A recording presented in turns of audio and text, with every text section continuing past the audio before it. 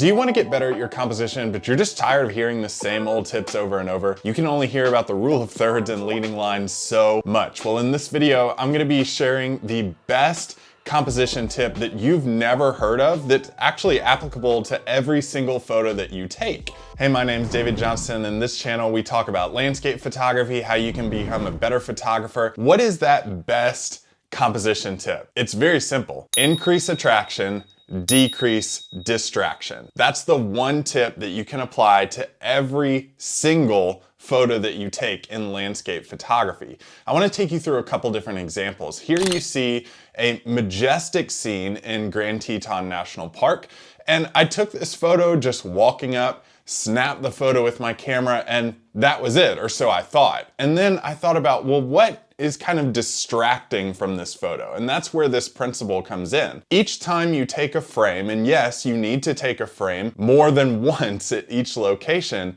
every time you take that shot, think about what is amplifying the main subject. In this case, it's the mountains in the background. And what is distracting from that subject? Again, increase attraction, decrease distraction. So I removed the fence post that was down in the front that was acting as a leading line in my foreground and switched my lenses to a telephoto lens to just have the trees in the foreground and the mountain in the background. Still a majestic shot. I just removed the fence post and simplified the photo to bring more attention to the subject. Was I done here? Not so much. I apply this principle multiple times every single time I'm at a location. That's not saying the first shot was a bad shot and I still use it for my photography. That's not saying the second shot is a bad shot and you can't use it.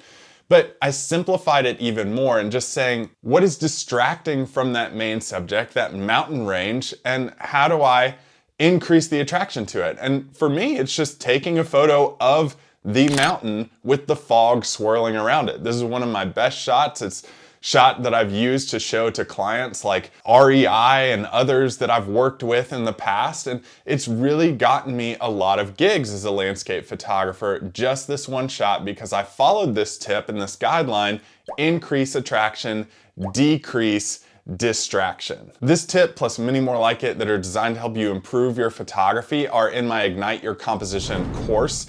You can find that pinned in the comment section. I'll also include that in the video description as well, so you can find it there. Let's look at another example. Actually, this example that's right behind me back here from Zion National Park. The beautiful thing about this tip, increasing attraction and decreasing distraction, is that you can use it in every kind of landscape. So for me, what I'm looking at here is, yes, this big popular overlook in Zion National Park, but I'm looking at these light rays that are hitting the mountain valley in the midsection. If these light rays weren't there, this would be a very flat photo in terms of light. So I'm trying to capture these really well. How do I do that with this principle? Yes, I'm adding a lot of extra stuff into the foreground. I'm adding leading lines coming in the bottom of the frame. I have a mountain range in the background, crazy storm clouds, but I'm really focusing everything in on these tiny little light patterns that are dancing around in the valley. If you look at the leading lines, they're pointing directly to